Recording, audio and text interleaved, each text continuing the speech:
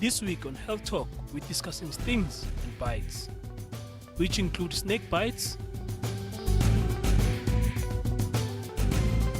There's basically two types of venom that you'll deal with most commonly, and those are the cytotoxic and the neurotoxic venoms. Cytotoxic venoms are carried by all of your spitting cobras and by most of the adders in South Africa, like the puff adder. Cytotoxic bites are very easy to recognize.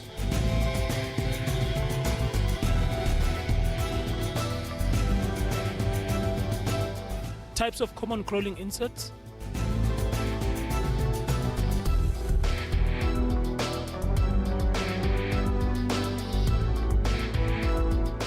And flying insects.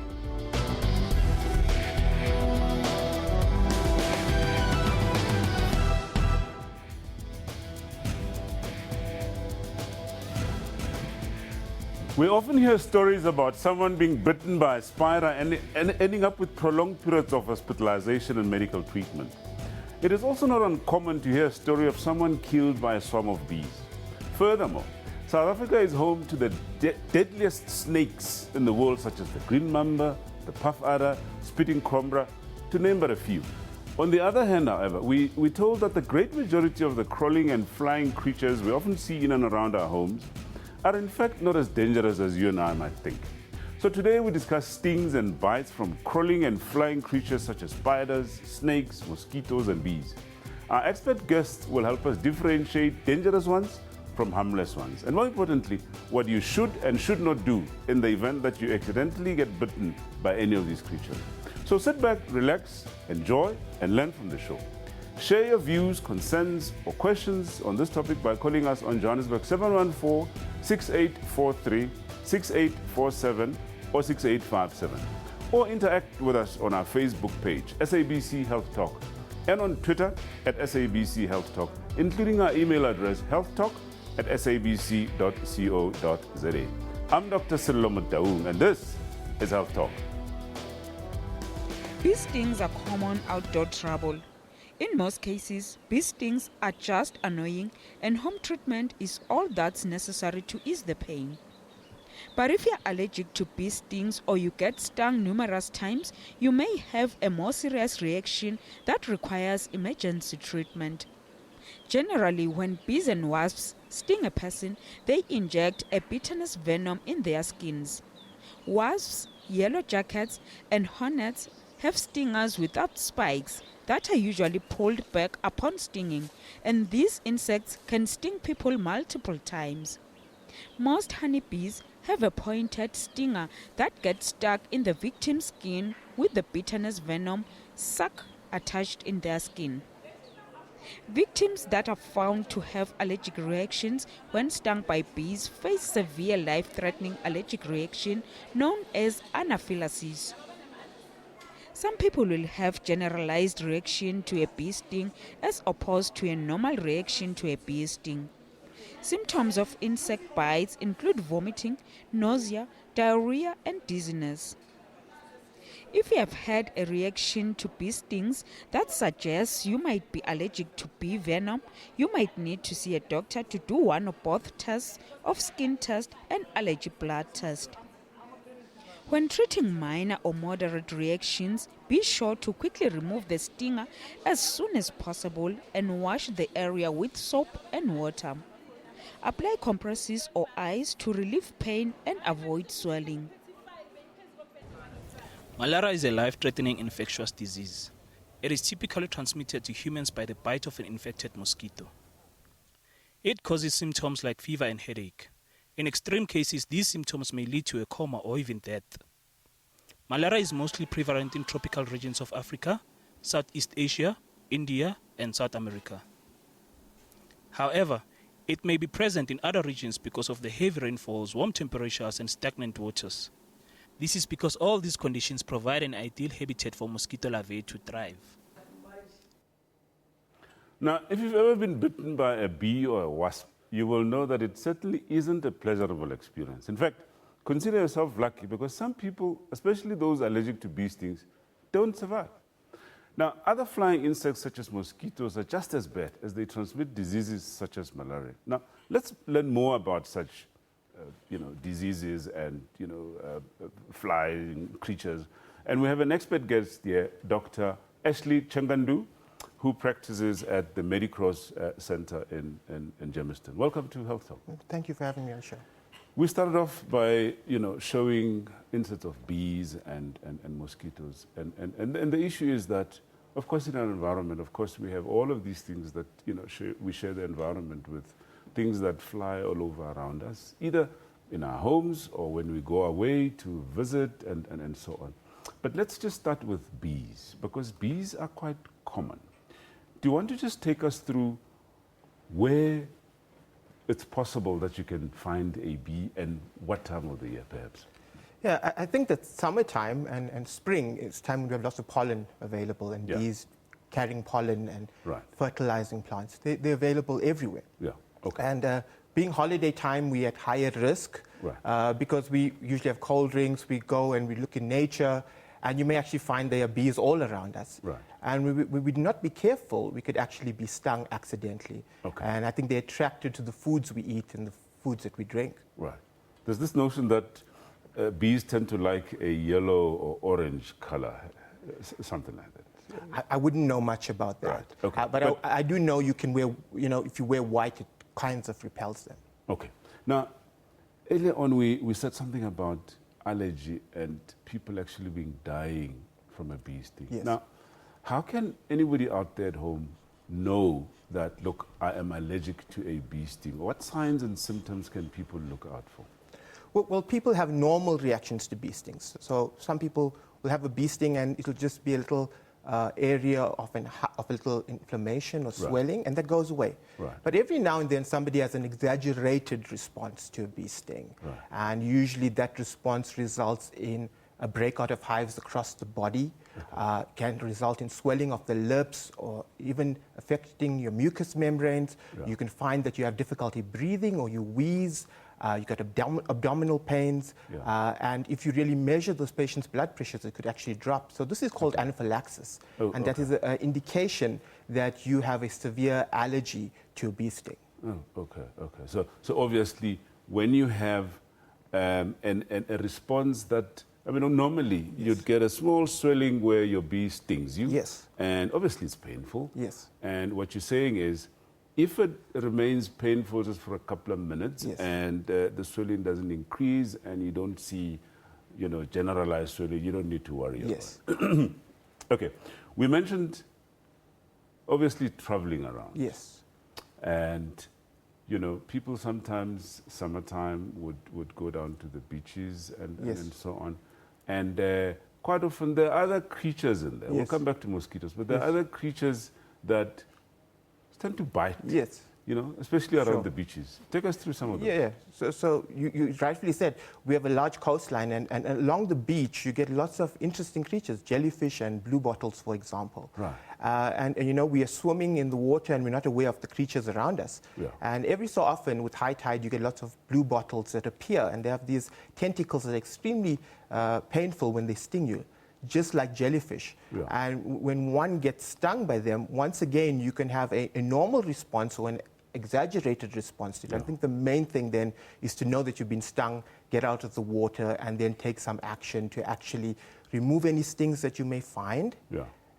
And then see whether you're having an anaphylactic reaction, which is an exaggerated one, or whether you're actually just having a normal reaction. Okay. Staying with traveling, oftentimes people travel to malaria endemic areas where there's mosquitoes that transmit malaria. Yes. Perhaps in short, in less than a minute, what should people do before traveling to these areas? I think before you travel anywhere, you really have to look at the profile of the area you're going to. Is it a malaria high-risk area, low-risk area, medium risk? Yeah. And based on those decisions, you're going to decide whether you're going to take prophylaxis for malaria or not. Right.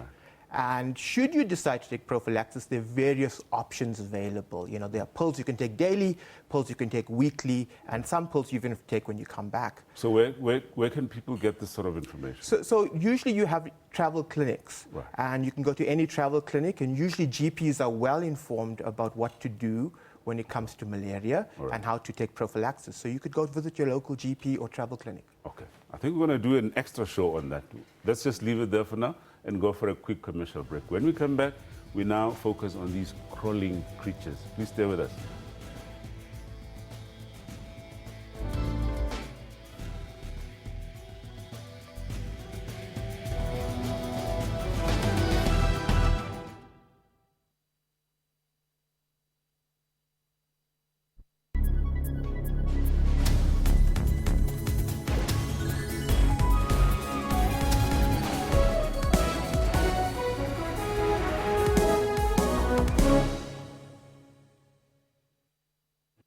What's Martin Luther King about to do next? Critics are calling Selma one of the best films of the year. Looks like an army out there. Golden Globe winner, Selma has received 2 Academy Award nominations, including Best Picture. We must march! What happens when a man stands up, says enough is enough? Selma at cinemas 6 February. The session musicians, you want a particular sound on your record. Who do you get? Abo Butemp, Abo Victor Masond, Abo Godfrey Mqina. So these are the people who played a very, very vital role in making us. The South African Horror Fest is the only inclusive event of its kind over Halloween season. It screens a host of exciting horror or thriller movies from around the world. Shishani achieved stardom when she won a live music competition in Namibia titled Last Band Standing in 2012. Join Musam Khalifi on Afro Showbiz every Saturday at 19:30 CAT.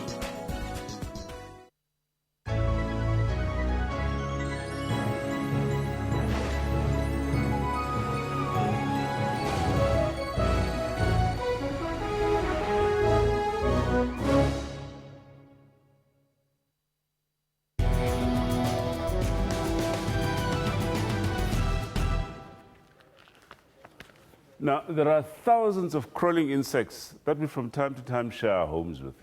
These creepy crawlies, or casual intruders as some would call them, not only drive fear into children and adults alike, but they can be a nuisance and can sometimes deliver painful bites and stings.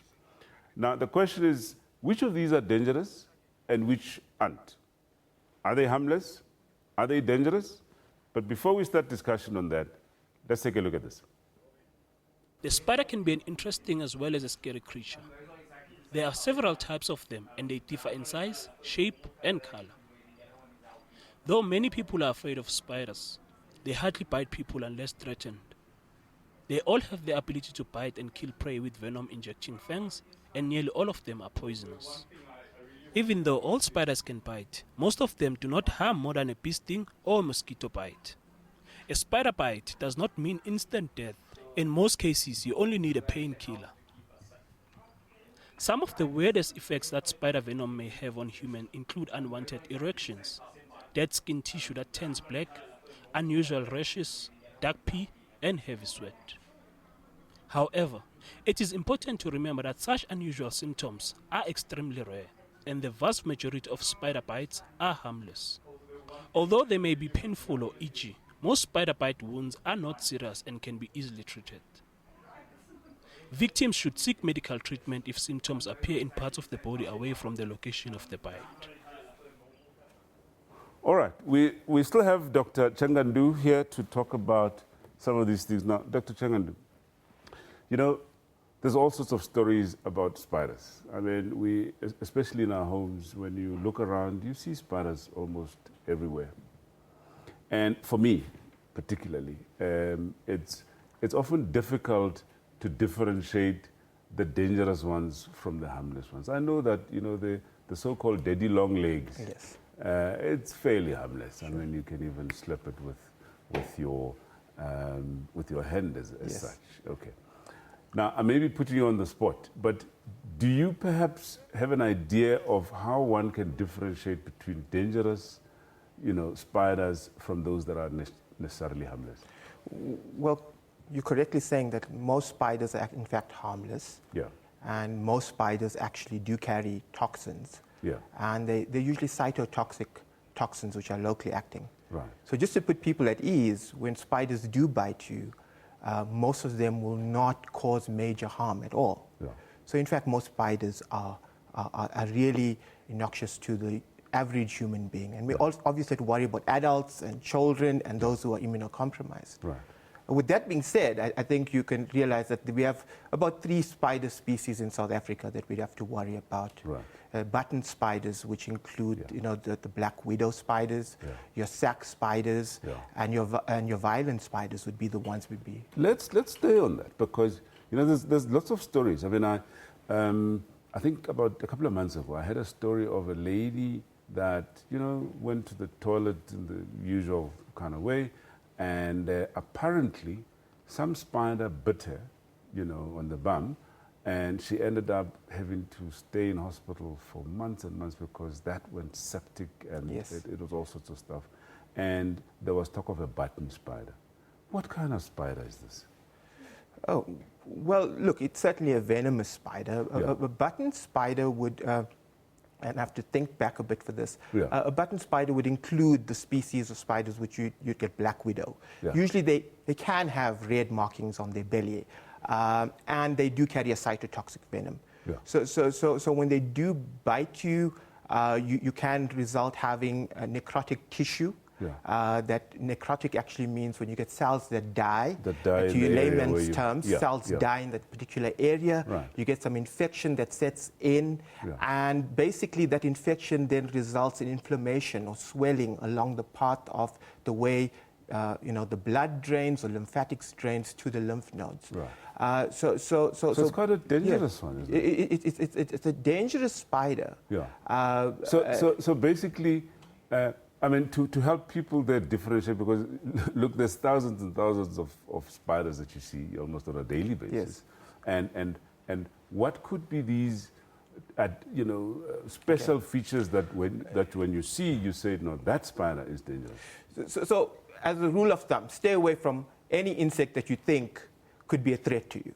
Okay, that's the first rule of thumb for anything, whether it be snakes, even mosquitoes, spiders. Because the average person cannot really differentiate, at a glance which spiders would be dangerous or not, that's excellent to go ahead and do.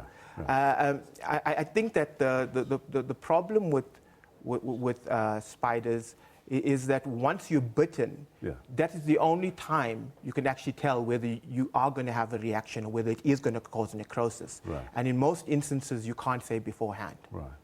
And as you said before, I mean, most spiders don't bite. Yes. What about scorpions? I mean, we don't find those quite often in the homes, but children normally play around out there. They turn stones, out and rocks and so on. So this one I do know a bit more about. So scorpions, usually the features of scorpions that are very venomous, usually they have, if you can examine them and get a close look without touching them, they usually have small pincers and very thick tails with the stinger at the end. And usually those scorpions would inflict a serious sting, usually not life-threatening, and you may get an anaphylactic reaction or exaggerated allergic response to them. By serious, you mean quite painful? Quite painful. And usually you know when a scorpion has stung you because it's usually more painful than not.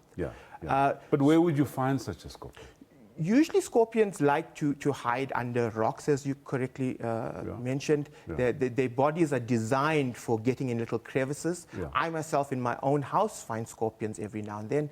And I must say, we've had no adverse effects as yet, and we've trampled on a few. So in many instances, you'll find that you do get stung or you do manage to kill one, and nothing untoward comes towards the patient in this case. Okay. So I mean, what should people do when they see scorpions? All right, maybe let's divide it into two.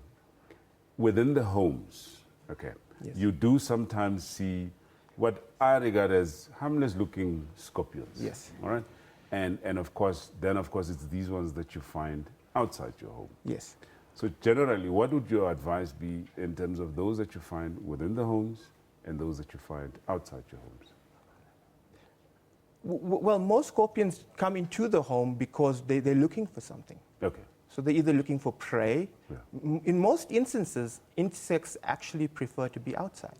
Unless there's a food source or shelter that they can get inside. With scorpions, having read up a bit about it, because I had scorpions in my own home, found that often the males will seek out the females. So if you got a female scorpion hiding out in your house, it's not very uncommon to find 3 or 4 males also entering the premises. And so if you found one, look out. There may be more around the house. Okay. So, but then generally, in terms of safety now, yes, you are saying you're unlikely to find scorpions that are dangerous and venomous. Yes. That the bites are usually harmless. In South Africa, for example, I think it's the Paratabus transvalis. It's probably the most, not deadliest, because they really don't kill, most dangerous scorpion that we do have. And we do have anti-venom for that. So in the unlikely event that you come across this particular scorpion and you are stung, we're fortunate enough to have that particular anti-venom for that scorpion, Okay. Now, in terms of the wounds now, I mean, what is likely to happen to an area where somebody has been stung by a scorpion or a spider or anything? Okay. So usually in the first few minutes, there's usually a localized reaction. In some cases, you may not find a reaction. And as time progresses, you will find that inflammation based on your response, your individual immune response, it's either diminished or exaggerated. And in the exaggerated case, you have the anaphylaxis. Okay. If you don't get anaphylaxis, you may get a secondary bacterial infection. Which means bacteria that are found on the stinger of the organism or on your skin infect that particular area. It becomes painful. Your body elicits an immune response to the sting and the bacteria, and that tends to swell. You may develop what you call cellulitis. And in layman's term, that is swelling of the soft tissues. If it's on your arm should swell and becomes hot and inflamed. And this happens in very rare circumstances. Okay. I think that's a positive one there. Yes. It's on very, very rare occasions that these things will go wrong. Well, Dr. Shangandu? May I add one more thing? Okay. If you ever have a sting, it's always good to get an anti-tetanus toxoid injection, even if you have no adverse reactions. Yeah, but where do people get that? You get them at your local GP or your emergency department. And the reason being, as a complication, you can get severe muscle spasms, which is called tetanus, right? And it's good for you to get this vaccination. But yes, it is a vaccination. Get it if you haven't had it in the past 5 years. I see. Interesting. Well, it's really been a fascinating discussion. I certainly have learned quite a bit. And thank you very much for your contribution. Thank you. All right, we're going to go for a quick break, and when we come back, we now go to snakes. Stay with us. After a break, we take a closer look on snakes. Stay tuned.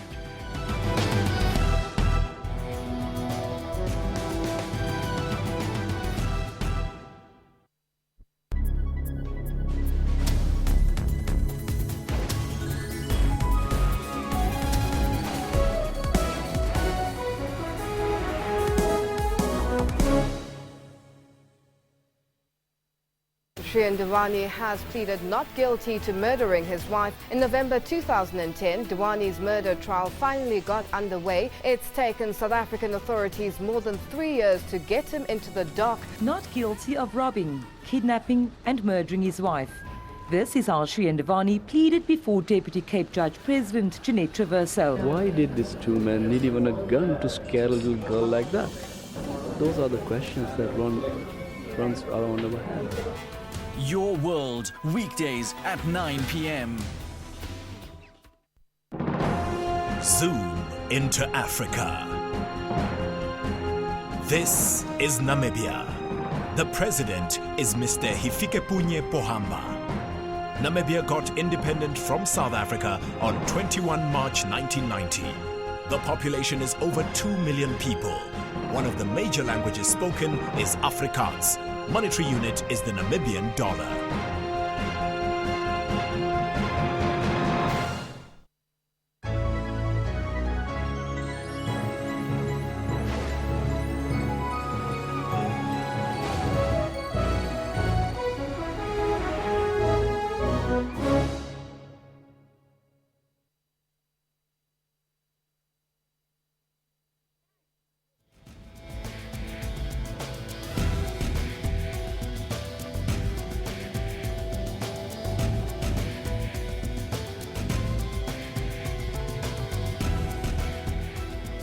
When you touch the word snake, so many people jump for their lives.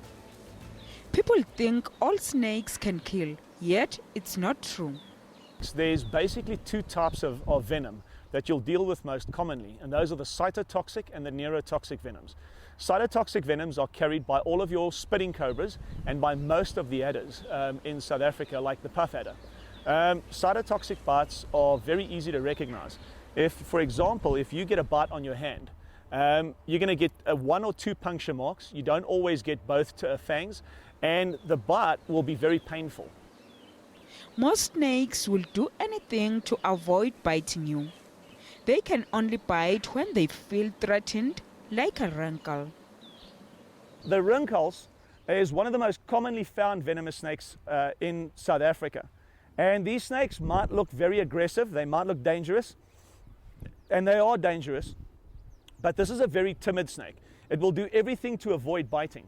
So they'll spit the venom, and then, if annoyed long enough, they will eventually play dead.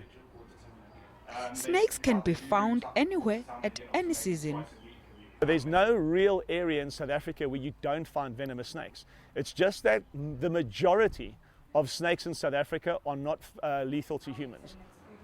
A snake bite can destroy body tissues, but chances of survival are very high if you get help on time. If you get bitten by a venomous snake, move away from the snake immediately. You do get many snakes that will continue to bite as long as you're within strike range, something like a puff adder, for example. So if you get bitten, move away from the snake as quickly as possible. The second thing is to stay calm. Remember, your chances of dying from a venomous snake bite are very slim. South Africa produces some of the best antivenom in the world. So if you can get to the hospital, the chances that you survive are far better than excellent. So you get bitten, step away from the snake and stay calm. If you panic, you're just going to make the situation a lot worse. So stay calm. If you can, immobilize the limb. For example, you got bitten on the hand by a snake. Just take the limb, put it in your t-shirt and pin it to your shoulder, and then you get to the hospital. The whole idea of cutting the wound open doesn't work. I've heard of people saying you should cut the wound open and then suck the venom out. Completely useless. And if it's a tissue-destroying bite, like a cytotoxic bite, it's going to make the wound even worse. People can avoid being bitten by snakes by trying by all means to move away from snakes if they see one. Don't interact with it, rather call people who are professionally trained for snakes. If you see a snake like this, the best thing to do is to just stay away from it and contact somebody that specializes in removing venomous snakes. Now, their venom is highly neurotoxic, and it really is not the kind of snake that you want to get bitten by. And death can result within about an hour and a half to 2 hours of being bitten if you're too far away from medical attention. Now, those amateur golfers who just can't keep to the fairways will know about the dangers of searching for lost golf balls in some thick bushes. Now, snakes can deliver deadly venomous bites that can kill victims if not treated on time. Now, there's a wide variety of snakes in South Africa, and apparently not all of them are necessarily dangerous. Now, for me, folks, a snake is a snake, and there's no such thing as a harmless snake. But here to convince me otherwise is an expert on this subject, Rowan Hill, who's a professional guide from Croc City and Reptile Park. Rowan, welcome to Health Talk. Thanks a lot. Okay. Ordinarily, I'd be sitting next to you, but I can't. Understand because why not. For me, these things are dangerous. Yes, maybe after the show you can come closer, then we can get you over that initial fear. Oh, it's all right. We'll see. We'll see about that. Now, I've just said that there's thousands of different types of snakes in South Africa. Can you perhaps just take us through the different types that we find in South Africa? Basically, all over the world, or in Southern Africa, you get basically venom types. Right. So basically, you categorize snakes in a cytotoxic snake, a neurotoxic snake, and a hemotoxic snake. Right. Those are the three main snake venoms you get out there. Okay. Your neurotoxic snake bites are much more dangerous than your cytotoxic snake bites for that instance. Okay. Basically, your neurotoxic snake bites are all the snake bites from your cobras that do not spit their venom and from all your mambas. Basically, what a neurotoxic does to your body system, it's basically it attacks your nervous system, and end result is your diaphragm gets paralyzed and you stop breathing. So you die from suffocation, you can't breathe, basically. More or less, right. yes, yeah. Basically, your cytotoxic bite, the bite is there's immediate pain and burning sensation when you get bitten by a snake. And those snake bites, basically, it attacks your muscle tissue. Basically, those are the ones you see pictures of on TV or on the internet of the massive swelling, massive muscle damage. Right. And those are usually the snake bites that if you get bitten by a snake, that's a snake you rather would get bitten by than a neurotoxic snake. I wouldn't want to be bitten by any snake. Yeah, but the reason I say that is... the hemotoxic ones? The hemotoxic is basically your boomslang and your vine snake. Boomslang and vine snakes, they rarely ever bite humans. The people that get bitten by boomslang or vine snakes is people that handle them or work with them on a daily basis. Otherwise, it's people that go into orchards and picking fruits and accidentally grabbing the snake, injuring the snake, and then it turns around and bites them. Now, where then do you find these? Of course, you're talking about the dangerous ones. Yes. Is there anything such as a harmless snake? The thing is, if you don't know how to handle snakes, consider all of them dangerous. Yeah. And just because the chances that you might misidentify one is extremely high. Okay. The best to do whenever handling a snake is, or when spotting a snake, is just stay out of its way. Call someone that know what they're talking about and leave it alone. Okay. You do get harmless snakes in South Africa. The most common one you find, even in Gauteng, Centurion, throughout Midrand area, is your brown house snakes. I think 2 weeks back, there was also a few reports of common egg eaters. And the egg eaters, they don't even eat rats and mice, they only eat eggs, like the name suggests. So there is non-venomous snakes. You get your red lip heralds. Those guys are mildly venomous. They're basically, the venom or the effects are very similar to a bee or wasp thing. So there's going to be some localized swelling and burning sensation. Some people have recorded to have some headaches and nauseous. Personally, I think it's all in the mind. But then again, it all depends from person to person. So you do get non-venomous or non-dangerous snakes in Southern Africa as well. Okay, so you mentioned there's house snakes. Yes. Which means that these are the ones that you're likely to see in a house. Generally because they are in rural areas around and into the bush. Yeah. Main reasons snakes come into your house is because there's rats and mice are attracted by the mesh you leave. Yeah. And basically the snakes go for the rats and the mice. Other than that, the snakes would rarely ever go towards you. They try and stay away from you. Right. Okay. Now, where are you likely to find these dangerous snakes that you took us through? All over Midrand and actually Joburg area, you get your most common one is your runkles. That snake is quite venomous. It also does spit the venom. The chances of you encountering one if you in the bush, let's say it's at around about 60%. There's always a likelihood, especially during the summertime. All over Southern Africa, there is actually snakes in the bush. The thing is, all snakes would rather try and stay away from you than try and conflict you because they've learned that humans are more danger to them than they are to us. They'll rather stay out of your way because they know if you conflict them more than 70 or 80% of the time, you're going to try and kill them. And for that reason and purpose, snakes would try and hide away. Most snakes actually, except for your mamas and your cobras, are nocturnal. So basically your puff adders and most of your other venomous snakes are nocturnal. Yeah. The chances of you encountering those guys during the day is extremely slim. Yeah. But it's worrying that you say, they're all over Gauteng. And, there's residential development springing up, everywhere.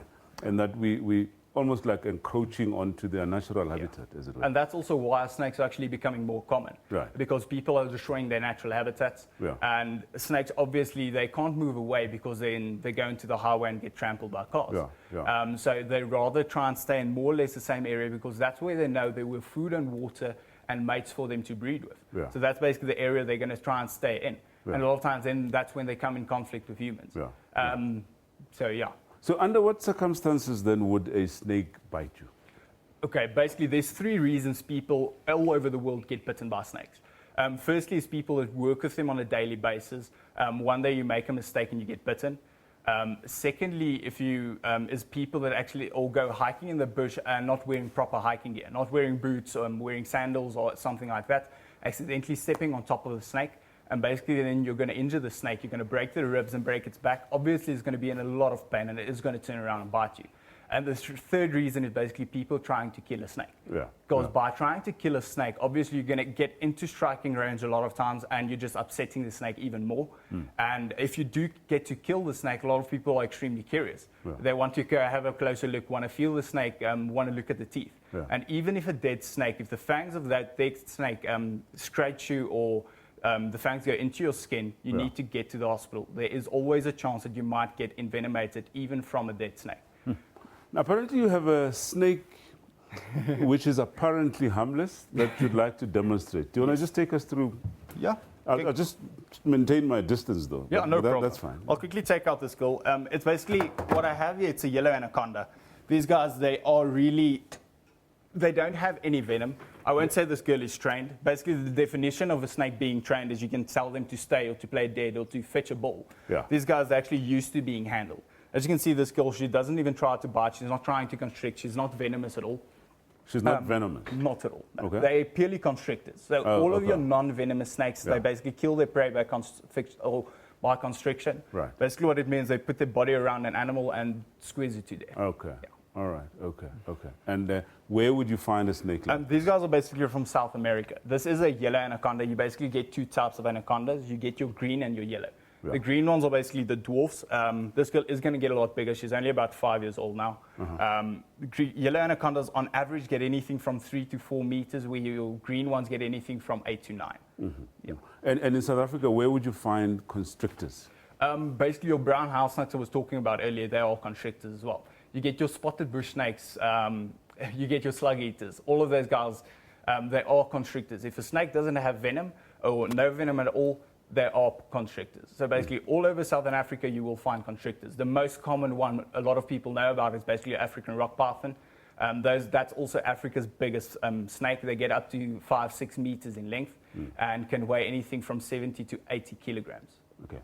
Look, we've said that obviously, we're living closer to snakes and we're encroaching onto their natural habitat. In the next segment, we're going to talk about first aid now. But generally, let's talk about what advice you can give to people to avoid being bitten by snakes. It's actually quite simple. Just leave the snakes alone. Firstly, whenever encountering a snake, like I said, just leave them alone and you won't get bitten.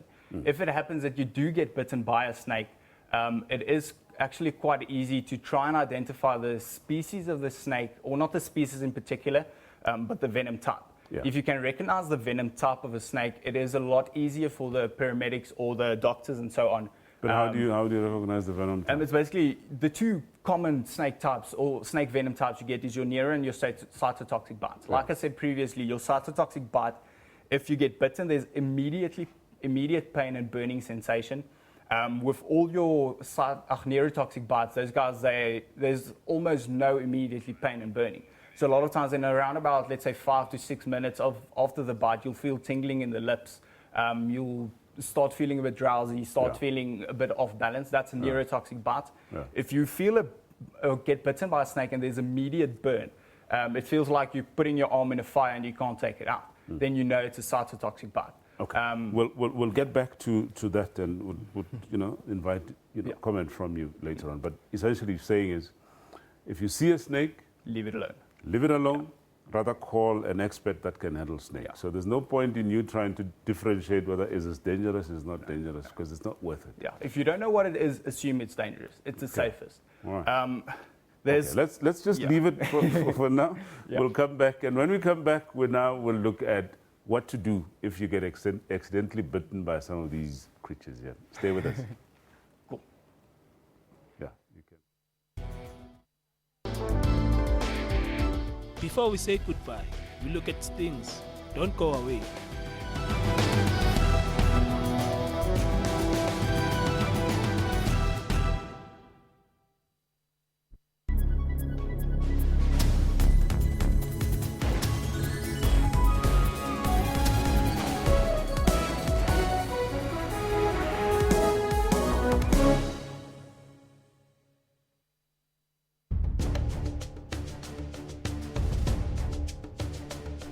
Over 20 years now, South Africa has just been one big construction site, building houses. This is the only country in the world that provides free housing.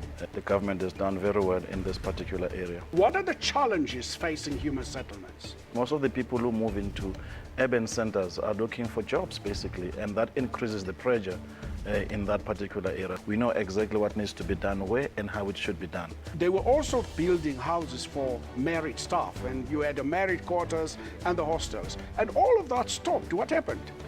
Nothing has stopped, Mr. Mateza. We cannot solve the housing problems on our own in this country. We cannot wait for government as well. It's a joint venture, if I were to put it like that, between the public sector and the private sector, particularly in the area of mines. That's Rights and Recourse, Sundays 2 p.m. on SABC News.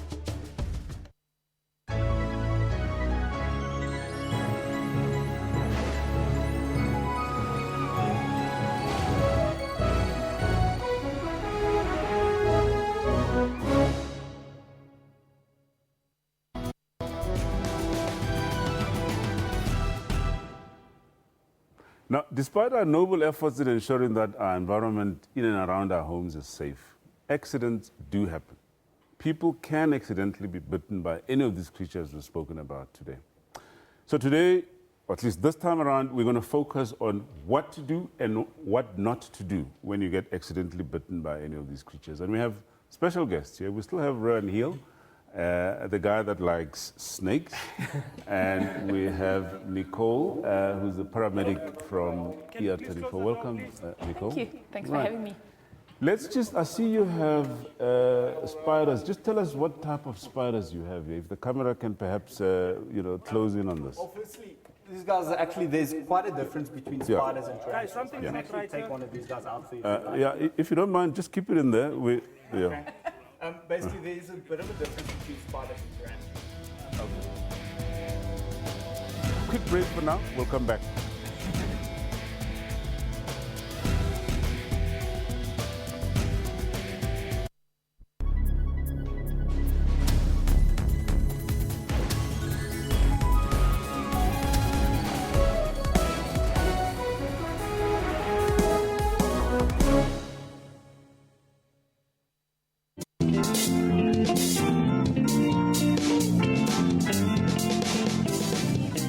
Food for thought, in the words of Ray Davis. Remember, a challenge only becomes an obstacle when you bow to it. Of dedication and perseverance, Abayani Maitakore made history as one of South Africa's best performing matriculants of 2014, attaining 7 distinctions. I believe that nothing should stand in your way if you see yourself in the future doing something great. So I just carried on and I never gave up. Though the circumstances I faced were challenging, I love challenges, so I was like, yeah man, bring it on, I can do it. Join me, Refiwe Muiba, on Bophelong, your show about those who take on and conquer life's challenges, every Saturday at 17:30.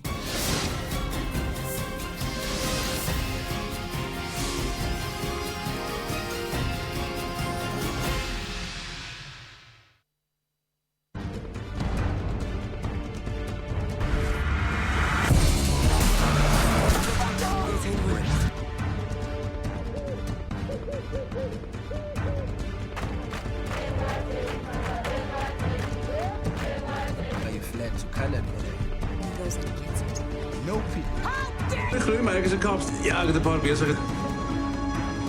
Kom.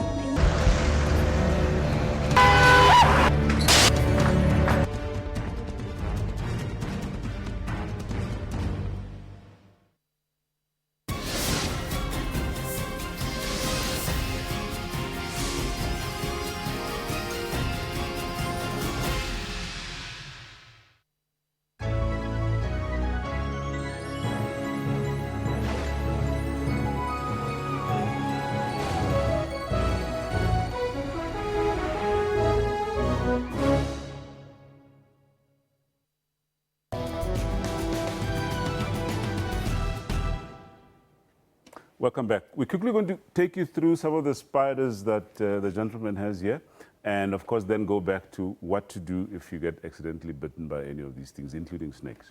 Okay, Rowan? So basically there is a bit of a difference between spiders and tarantulas. Right. The ones I brought you is actually tarantulas. And the way you could differentiate between those two, firstly or most easily, is basically just like by looking at their mouth parts. All your tarantulas, they actually have fangs. They have like stabbing mouth parts. If you'd like, I can actually take this girl out for you. Yeah. Can show you as well. This is basically, it's a Mexican red-knee tarantula. Yeah. And you can see if you look underneath there, you can see she has two little fangs over there. Okay. So basically all your tarantulas have those fangs, and where your spiders actually have pinching mouth parts.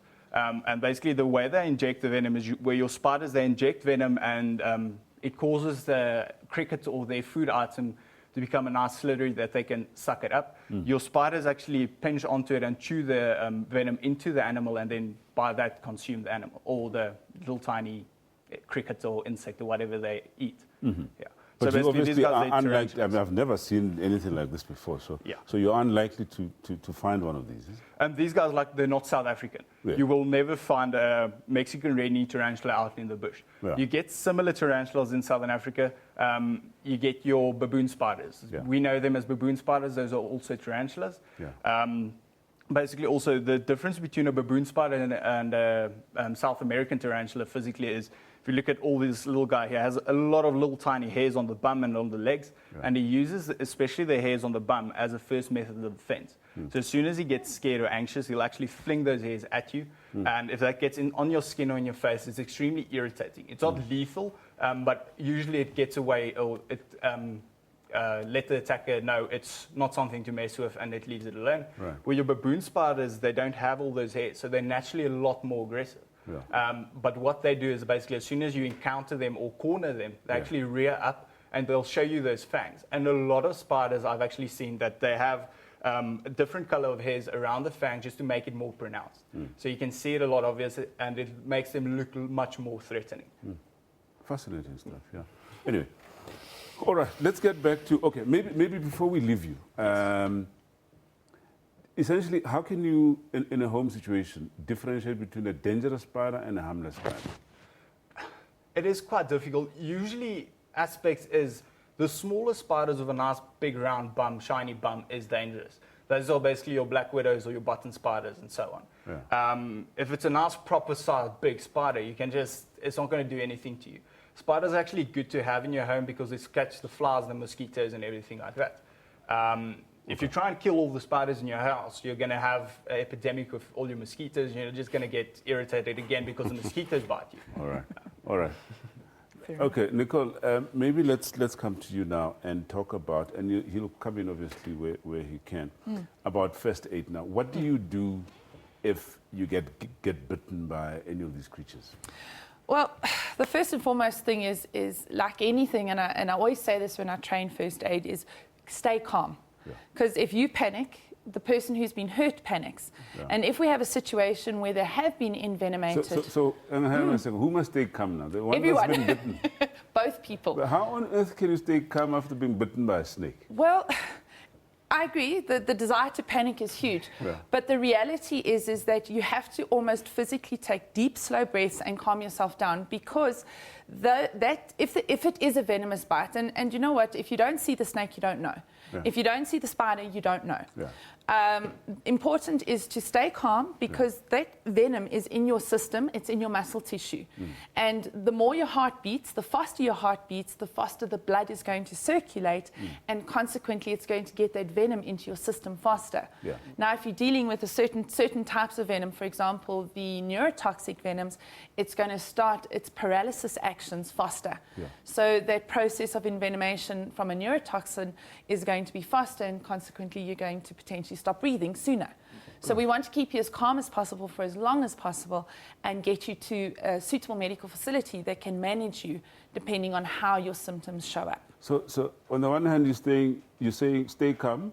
Absolutely. But on the other, you're saying get to a medical facility as soon as possible. Correct. So I know it sounds like, oh my goodness, what must I do now? You know what? Now, phone for help. Okay. Then there's this notion that it helps if you know what type of snake has bitten you. Now, it does. Now, personally, there's all over South Africa, you get two types of antivenom. You basically get your monovalent antivenom and your polyvalent antivenom. Yeah. Your polyvalent antivenom works for your mambas, your cobras, and all your adders. So basically for all your SARS and neurotoxic bites. Your monovalent antivenom is just for your boom slime. So basically, if you get bitten by a snake, the doctors should be able to recognize the snake on the symptoms you've shown and in the time that's gone past. And a lot of times people think, doctors especially, if it's a small child getting bitten by a snake, and they need to give it a pediatric dose. So not as much antivenom. The thing is, you don't want to target the symptoms. You actually want to neutralize the venom. So for Mozambique spitting cobra, for instance, if a fully grown man or an infant gets bitten by a Mozambique spitting cobra, starting dose of antivenom is about 8 vials. If you're a baby or fully grown adult. It's not about the size of the person or the, Okay, Nicole, Yes. just take us through what to do to the wound site when you get bitten by any So of the these. first thing, most important ACT, thing UJ, is like any puncture wound. Yeah. I step on a nail, it's a puncture wound. It's no different to having a puncture wound from maybe a tarantula type spider or from a snake. Clean the area and make sure, and use something as simple as some form of antiseptic stuff. Good old-fashioned soap and water never goes wrong. You can get first aid kits that have these sort of things in them. Right. And then close it up. Use a bandage, just a normal bandage. Close it up, keep it clean, and keep usually it's a limb, but keep it below the level of the heart. All right. So we want the heart to have to work a bit harder to get the blood back out from that area. Right. And as I say, keep them calm. Try and not let them move around too much. And if necessary, you can even loosely splint it to prevent excessive movement, because kids are kids, and what are they going to do? Check it out, Mom, look, and they're going to be moving this arm quite a lot. So in terms of reduce exercise of the limb. Yeah, so they must just use ordinary antiseptic to clean and not apply any funny stuff on them. Don't apply funky stuff. Rather leave it and seek medical advice as soon as you can. Or phone for medical advice. There's so many medical helplines out there that can assist you what to do. Yeah, jeez. Sorry, if I can just quickly chip in there. Unfortunately, we've run out of time, and my goodness, you want to... It's just basically you need to be careful whenever putting a Band-Aid on. It's basically with all your cytotoxic bites, because there is a lot of swelling. It can increase the pressure. Okay. So you don't want pressure. The best thing is just to put your arm in a sling. So just take your T-shirt, pin it against your shoulder, and keep it immobilized. Okay. I think the message is just don't get bitten by any of them. Here we go. It's on that note that we have to leave it there. And thank you so much for the contribution. And yes, we've learned quite a lot. Okay. Thanks. There we leave it, folks. Share your views and comments on Facebook by going to SABC Health Talk and like our page. You can also follow us on Twitter at SABC Health Talk. Email us with your views at healthtalk@sabc.co.za. Otherwise, join us next week again, SABC News. And remember, repeat shows at 2 p.m. and 10 p.m. tonight. Or just get the show from the YouTube link. From me, Dr. Solomon Taung, and the rest of the crew here, it's a warm goodbye and thank you for watching. Thank you, man.